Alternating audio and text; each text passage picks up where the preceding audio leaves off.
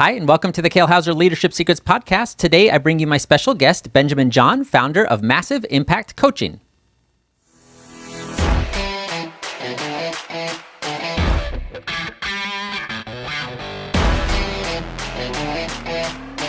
Hello, everybody, and welcome back to the Kale Houser Leadership Secrets podcast. My name is Kale Houser, your host for today. As I have said in the intro, today is my honor and privilege to bring to you Benjamin John, owner of Massive Impact Coaching. Mr. John, thank you so much for joining me today. I've been super excited. Now, unfortunately, we had to reschedule this because you were supposed to be, I guess a few weeks ago now. So I appreciate you taking the time to reschedule with me and get this interview on the books. Because like I said, I've been waiting to hear more about your business and more about your story. So thank you. I appreciate you coming on today. Yeah, you're welcome. And I owe you a thanks as well. So no worries, man. Thanks for being flexible. I appreciate that we were able to make it happen with our busy schedules. So yeah, good on you as well. And thanks for having me, man. I've been watching you interview some people. I haven't really watched a full episode yet, but I've been kind of dabbling with what you got going on, and I like what you're doing. So good job, man, and keep it going. And thanks for having me on. Thank you very much. Yeah, I'm pretty sure nobody has watched a full episode, so you're not alone in that. Like maybe my parents, maybe my mom and dad have made it through a whole episode without passing out. So Massive Impact Coaching, I know this is just one of the things that you do, but obviously a big part of what you do and what your life is about right now. Talk to us a little bit about Massive Impact Coaching. Why is this important to you? Why did you start it? What is it all about? Yeah, great question. So Massive Impact Coaching is a coaching business, a business coaching company that I started where I basically help sales teams, business owners drive more revenue by increasing their results, giving them strategies to basically to drive real results in their business and ultimately increase that revenue. But the passion came because when I started my own business, I struggled massively and I couldn't convert, I couldn't close anybody. I could sell, but I couldn't close. And so I was wasting a lot of time, energy, and money and resources, and I wasn't hitting any profit margins. I was losing money. And so once I found a mentor, that and Grant Cardone and the 10X team, and started implementing these strategies into my own life and my business, things took a 180. And that's where the passion came in. I said, wow, this stuff works. It changed my life. I would love to give back to other people and do the same for other people, what that Grant did for me, and give them the resources they need to take it to the next level. Right. That's pretty neat. And I think that's a very, I would assume a very kind of common timeline of people if they have this great idea. I want to start a business, be my own person, entrepreneur. And they're like, crap, nobody's buying my stuff. Right. And you mentioned this sell versus close. And I think a lot of people in common America, common North America, they kind of equate one and the same thing. Why the distinction between the two, and what is the distinction between the two that you had to learn one versus the other? Yeah, fantastic question. So the distinction between the two is the transacting. Like the point where you transact with somebody is the difference between selling them and pitching them is your idea. You're telling them your idea, and you're trying to get them on board with it. You're trying to get them to get behind you on it. Closing is the point where you ask them to do business with you. You ask them to make a decision.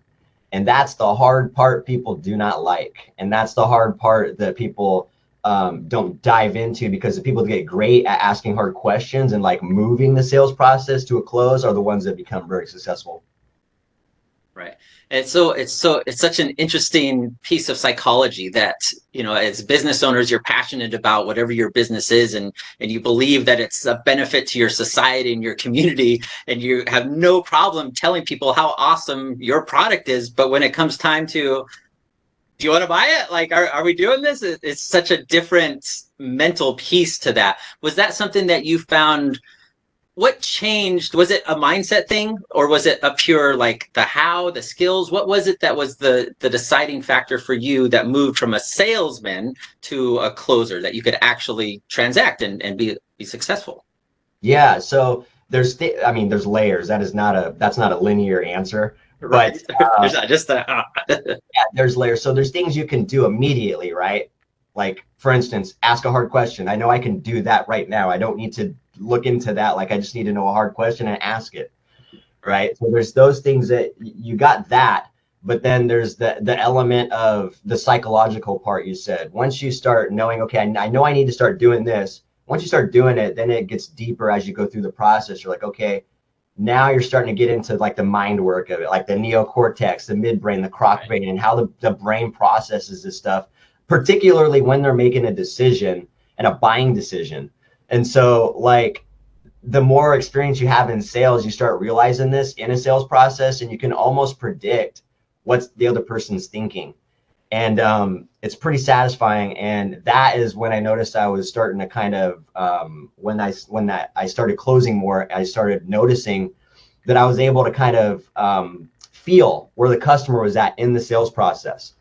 And I knew exactly what I needed to do in that sales process. So it was really a system. When I figured out there's an actual process and a system, instead of just going in aimlessly, it was really when I realized, oh, wow, there's a system. And then the other part of I was talking about layers. The other part of it is the psychological part. Like people need help making a decision. And that was a concept that was new to me. Like, I couldn't understand. I got this great product. Like you said, this is a great idea.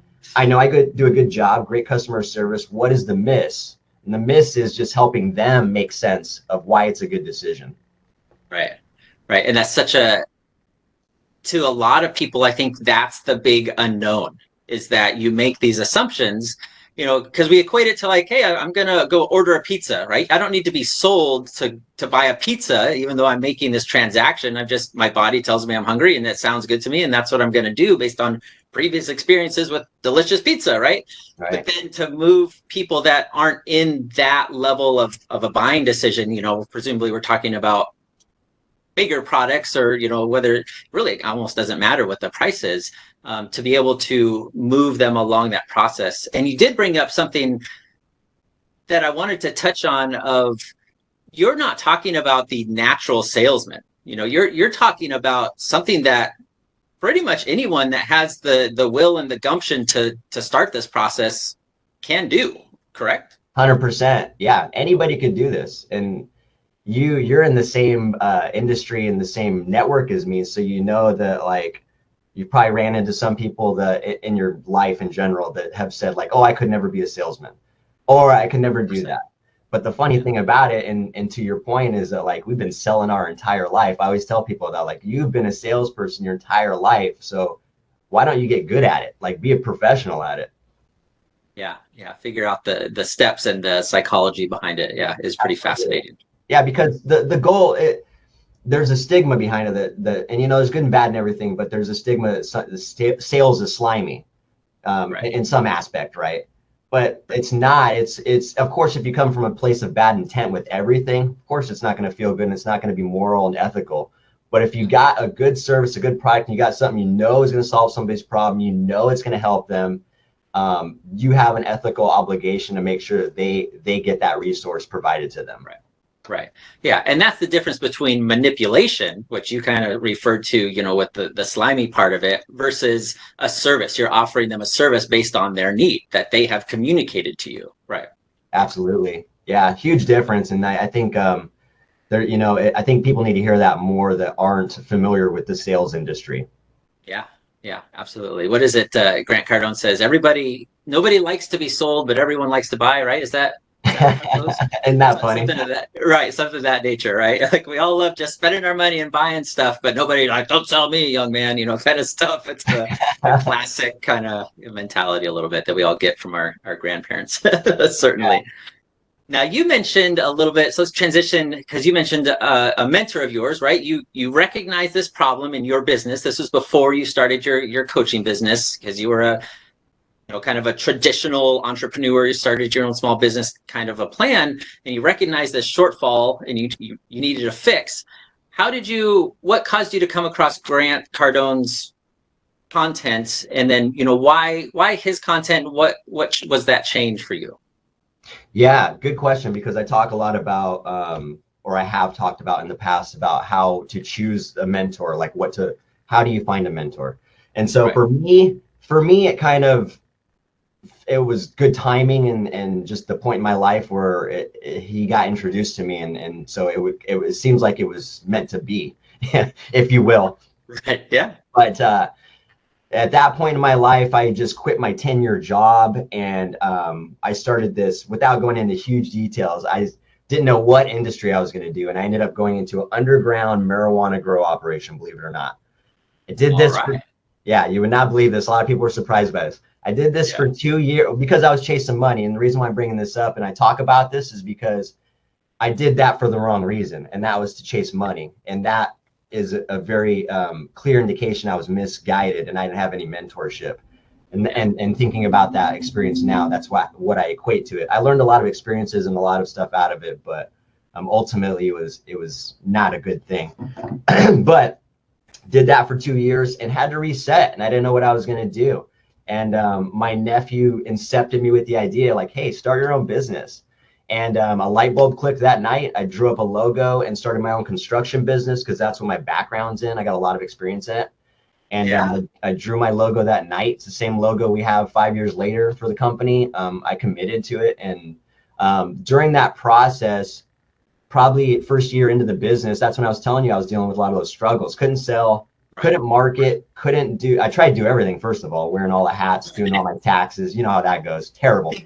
Yeah, you're totally unique. Nobody else does that, just so you know. Yeah, yeah. And that's a whole nother concept of mindset I had to break too, right? The whole perfectionist, nobody can do it as good as I am, so Yeah, on and yeah. so forth. So yes, a lot of reprogramming in my own mind.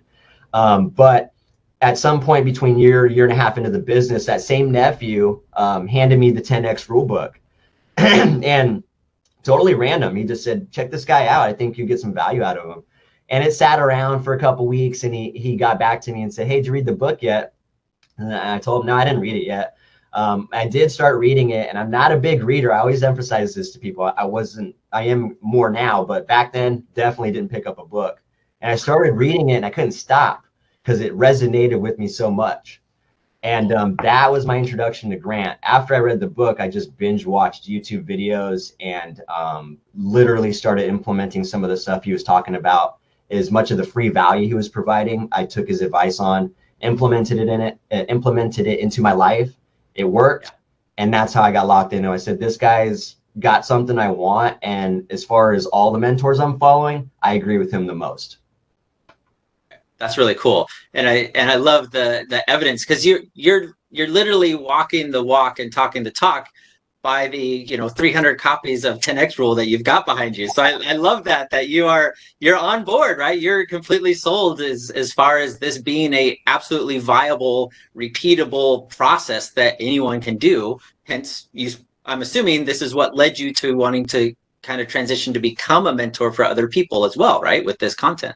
100%. Yeah, I had already been doing that in indirect ways. People, Right. my family and friends have seen what I've done, and they, in some sense, kind of admired that and looked up to it. And I've got a lot of questions, and they're like, "What are you doing?" Before I even consider myself or even acknowledge that I was in like a mentorship role.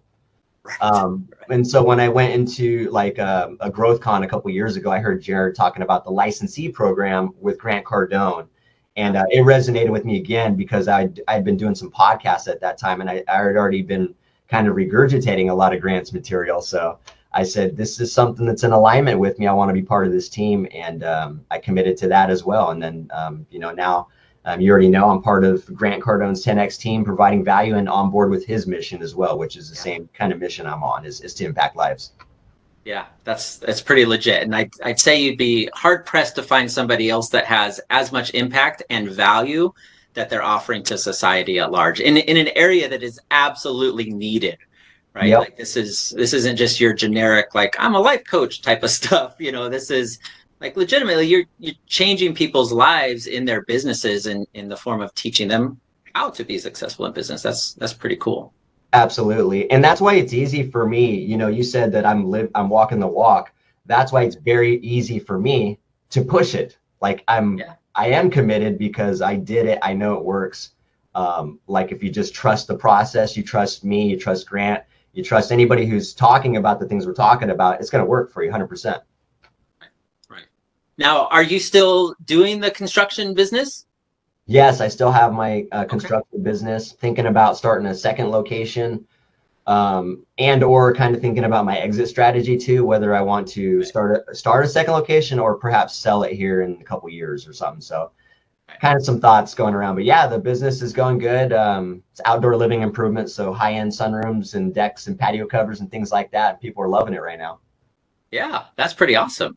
And that's impressive that you're able to get that up in Washington State at the same time. Like Right. well, I guess people do need to take advantage of the 4 weeks of summer that they get, and they're like, oh, we got to get outside right before it happens.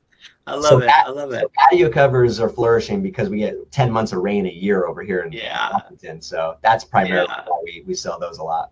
Yeah, I love it. Yeah, I always tell people that don't. I was actually talking to a couple just the other night that they're like, "Oh, it rains a lot in Washington." I'm like, "Yeah, I can count on like one hand my entire childhood where it didn't pour down rain on either Fourth of July or Halloween. Like all your childhood costumes had to take into account being waterproof and warm enough because it was almost guaranteed that it was going to do one of those two things and just freeze." So, yeah, That's people funny. don't quite understand. Yeah. But I'm more of I guess more north because you're in like Olympia area, correct? Yeah, like an hour south Okay, of Seattle.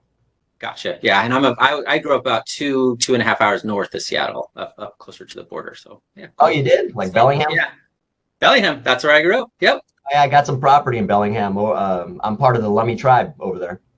Are you for real? Yeah, That's Lummi awesome. Native. I'm part of the Samish tribe, which is out of Anacortes, is where they're based out of. Oh, cool. Yeah, it's not too far.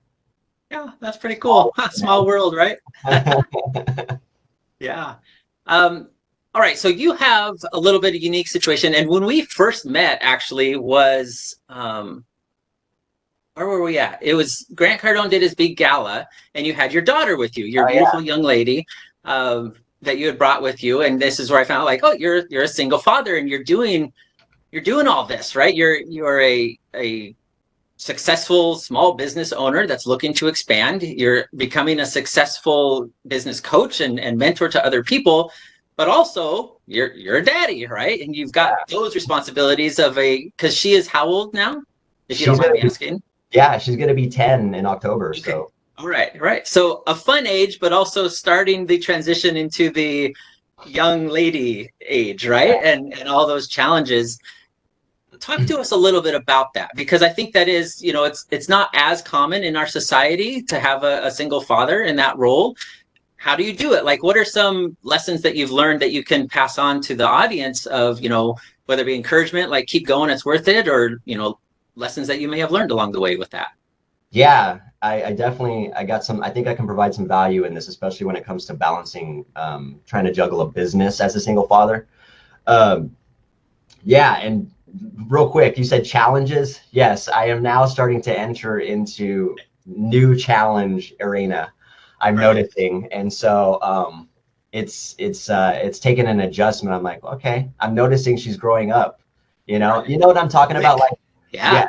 there's a moment where you're like, wow, my little girl is really not a little girl, and she's Yeah. like really intelligent, like jumped up in the intelligence really quick. Yeah. That scale just goes, shoo, just like straight up. Yeah.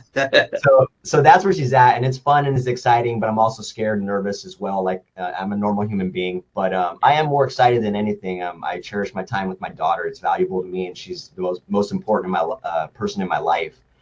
And when I think about like going back the last 7 years when I was going through all these things I just mentioned, the whole illegal grow op to the new business, all that I did that while I was single parenting. Like, Right. and I couldn't have done it by myself. I can't take credit for that. Her grandma helped me out a lot, and took her when I needed to. So we kind of, in a sense, co-parented with her grandma because at that time, mom wasn't in the picture.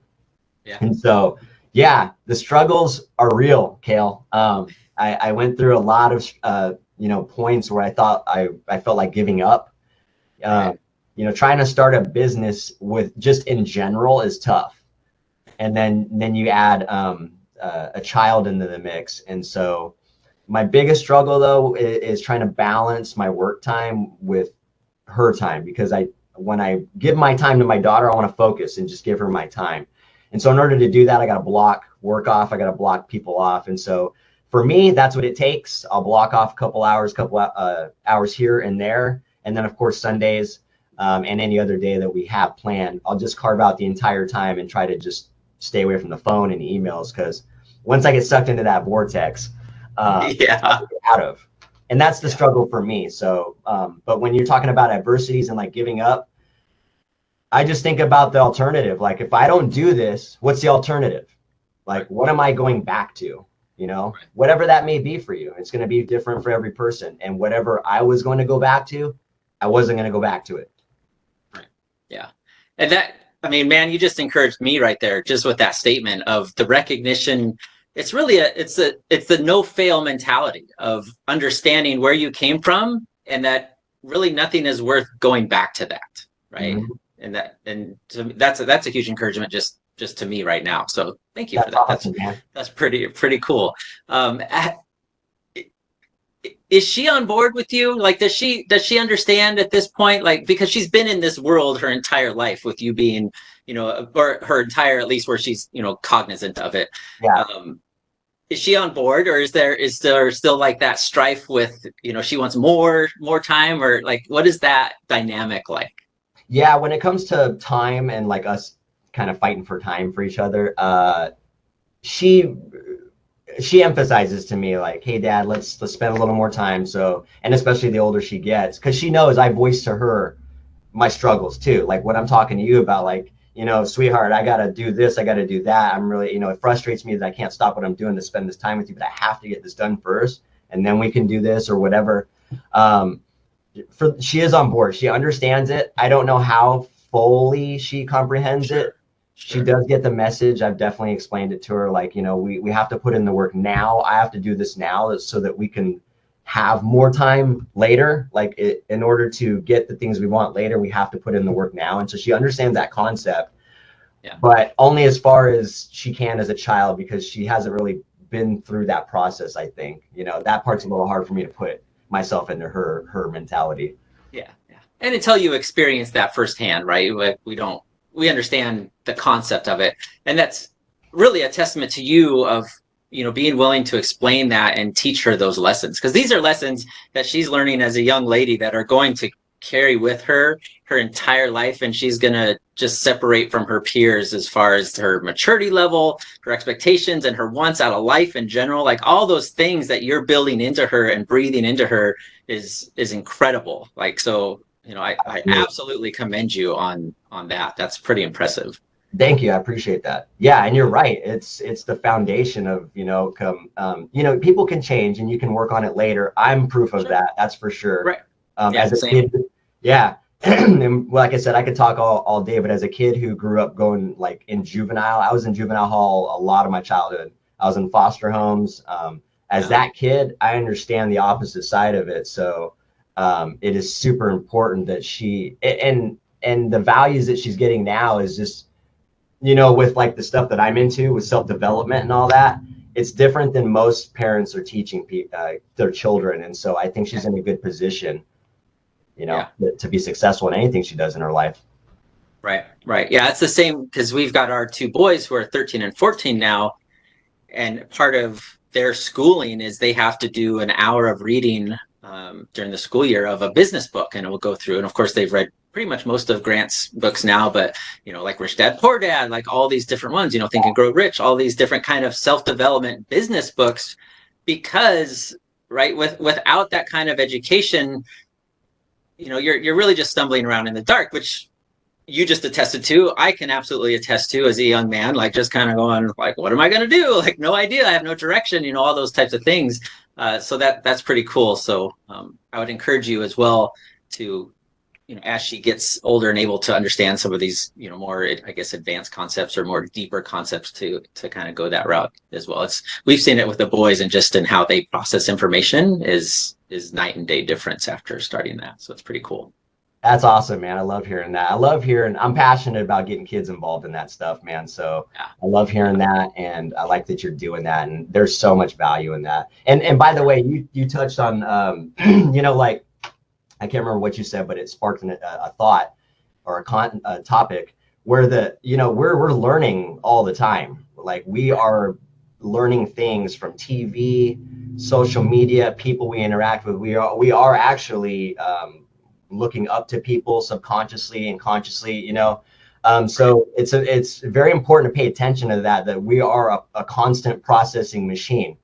What kind of stuff do you want to process? Like, put the stuff in front of you and in your mind that you want to process. And so when you think of yourself as a processing, computer, then you pay attention to the things that you're processing, Yeah. Yeah. And there's really no excuse anymore to keep processing the garbage. Exactly. Like, we pretty much all have access to amazing information that will do nothing but improve you. But you have to be willing to take that critiques and those feedbacks and those adjustments to be made. Yeah. Absolutely. Yeah. That's a whole nother thing too, man. Dropping the ego and being coachable. And what are you talking about?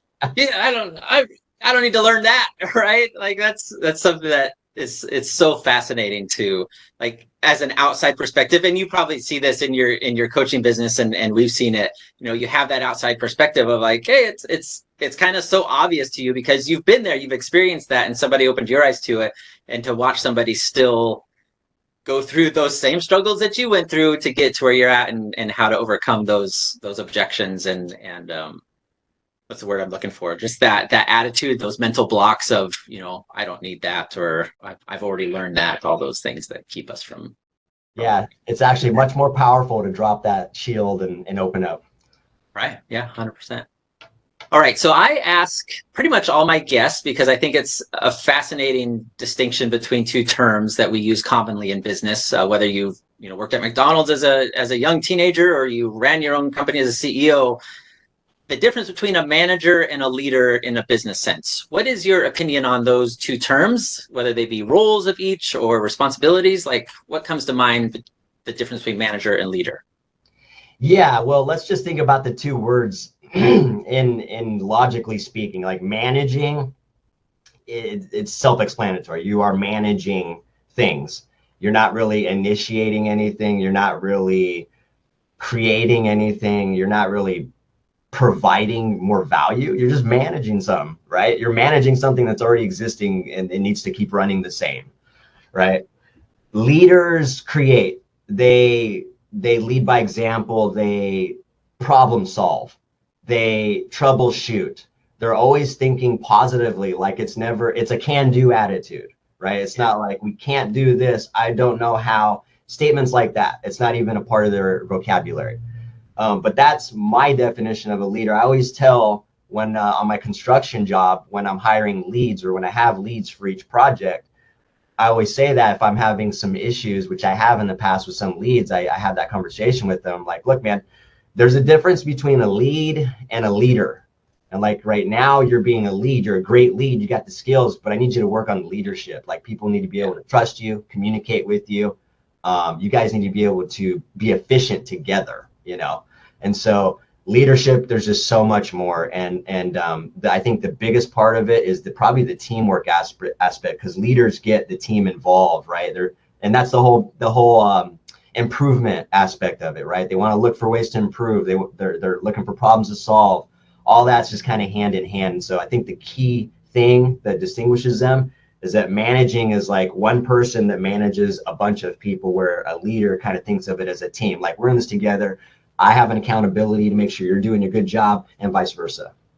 Right. Yeah, I love it. And I love that you use the word create in your definition between the two of you're right. Yeah. A manager doesn't create policy. He doesn't create tasks or anything of that nature. He's the tracker or enforcer, whatever you want to call it, versus the leaders, that direction finder and the creator. That's cool. I like that. Yeah. They're just put in a position to keep things going, Yeah. Right. Yeah, to manage, keep the train going, make sure all the widgets arrive in time, so that, especially in your business, that all the materials are there when they need to be, and the forklifts and the different trades come in and do their thing, all on a schedule to get it done. Yeah. Right, cool. Right. And so, like, in that example, like, a leader would be like, okay, not only am I making just sure that things are here that I ordered, now I'm going to take a look at everything and make sure that something didn't get missed. All right. Right. And then if something did get missed, I'm going to take the liberty to reach out to somebody and make sure that it gets taken care of without them even asking me about it. Right, exactly. You're like, you don't find out about it 2 days later, like, oh yeah, just so you know, the plumber didn't show up the other day, or whoever, and do that. But also that to create that culture with your team, right? That leader besides making sure the materials and the things are there to do the work, he's creating that environment and culture that people want to be there. They want to be part of that team, which is it's really kind of the crux, I think, of the whole thing. 100%, man. With Kale Houser Leadership, those company meetings, they need to be had regularly, man, because the team morale and the culture can diminish like that. Yeah, so quick. Yeah, And and it only takes like one person, to just absolutely. snowball. Yeah. Yep, it takes one person. It is very contagious, and so as a leader, you need to make sure that what kind of contagiousness do you want in your company? You want positivity or negativity? Right, exactly. Yeah. Hopefully positive is what you're choosing. Well, people I know have been absolutely fascinated by what you've got going on, the concepts, because you've touched on so many concepts that I just want to dive into your story and your background, because you've got a lot of unique experiences and things that sounds like you've learned some pretty amazing lessons from. But if people want to get into your world, they want to learn more about you, start following you, what's the best way? What are some platforms that are good to start following you on or get in touch with you with? Yeah, if anybody's interested, you got a sales team, or you're a business owner, or you're a sales rep working for a company, right? And you just want to seek sales improvement yourself individually. That's something people don't think about. I'm going to start throwing that out there more. Like, that's a leader, right? A sales rep that's with a team. Maybe he doesn't like the training they're doing or whatever. He's like, I'm just going to get my own training. I'm going to invest in myself. Like, that's a leader. But yeah, if you guys are looking to do anything like that, benjaminjohn.net is where you can reach out to me, fill out the contact form. I'd love to talk to you, do a strategy session, and see how I can help. You can also follow my social media page. Instagram is probably the best place to find me because it has all my links and companies on there. So It's primordial_Ben. Primordial is a tough word. So you might have to look it up. Right. And I'm sure there's a story behind that as well for that tag in Instagram. Yeah. Well, just real quick, it's actually a title to a death metal band that I play in. So another crazy random fact about me. Yes, I play death metal. Awesome. I've been doing that. Yeah, I remember after we first met and I started following you on Instagram, I'm going like, what is this? Like, this is crazy. Seeing you up there, I'm like, holy smokes, this guy's into death metal and stuff. It's pretty cool because, even just now looking at you, you do not present the death metal kind of motif, right? And it's such an interesting aspect of just your personality, which I think is what draws people to you. And it certainly drew me to you, me and Liz to you, as far as, you're very well presented and well spoken and all those things. And then you'll have this other side that is, on the surface, like complete at odds with each other, but they're not. You make it work. It's, it's who you are. So it's pretty cool. It's one of the things that makes you very unique. So yeah, you keep doing it. I'm breaking the barriers, man. Absolutely. Yes. Well, this has been absolutely fascinating. Like I said, we could keep doing this, for the next couple hours and make this the world's longest, but I want to respect your time. So thank you so much for joining me. For a last kind of pitch or effort, like what do you've got coming up on the burners that you want to get out to the audience? Any projects or special events that you've got coming up? Yeah, I appreciate the plug offer, man. So 2 things that I can think of I got coming up, right? Well, actually, so there's a few things coming up. Philadelphia, I'm flying out to an event to do a 10X business boot camp. I'm going to be speaking at with a couple other people. Super excited about that. Stay tuned. I'll post content on that. The other thing I got is a book I'm trying to finish. It's called The Misguided Mentor. And I'm basically going to be talking a lot about me, my journey, and how mentorship has played a part in my life, how the lack of it has, just layers of mentorship in life, like how, young people are looking for a mentor, old people are looking for a mentor, just how it plays a part in everybody's life. Got that coming out. And then most importantly, I got my own training course system that I'm actually building out, and I'm very pumped on that. And so as soon as that comes out, I'm going to be plugging it and trying to get everybody in on this system so we can be a part of a new community. It's going to be fantastic. Right. That's pretty cool. Those are not small projects. So congratulations. No. That's pretty impressive that you got those 3 things going. And I'm sure that's not even all of it, right? This is on top of running a business and all your coaching clients and things of that nature. This is pretty cool. So absolutely, those of you that are listening, make sure that you get on Benjamin's lists for those updates and following his social media for when his book release comes out, and he's got his different courses and things happening. And if you're in the Philadelphia area, make sure you get in contact with him to get details of that boot camp, because those are pretty phenomenal for getting those intro into just business in general. So congratulations on that. That's pretty cool. Thanks a lot, All right, Mr. John. Yeah, no, thank you so much. This has been my absolute pleasure to be able to get even more of a peek into your world and how you think and stuff. I think it's pretty impressive. So thank you from the bottom of my heart and your willingness to share with my audience. 100%, man. I love hopping on these podcasts, and I love sharing stories. I love hearing people's stories. So this is fantastic. Thanks for having me, and look forward to maybe checking up on and doing this again in the future. Yes. And I'm sure I'll see you here in a couple months if you're going to be in 10X headquarters here soon, right? Yep. We're as much as we can. All right, cool, man. Well, I look forward to it. And thanks again for having me on, man. It's been a pleasure. You're very welcome. All right, everybody, this has been the Kale Houser Leadership Secrets podcast. Thank you so much for joining Mr. John and I today. Make sure you give him a follow on his social media and check out his website to get into his world. He's got some pretty amazing things on the burner that are going to be hitting the public soon. No matter where you're at in the world, have a fantastic afternoon. Bye.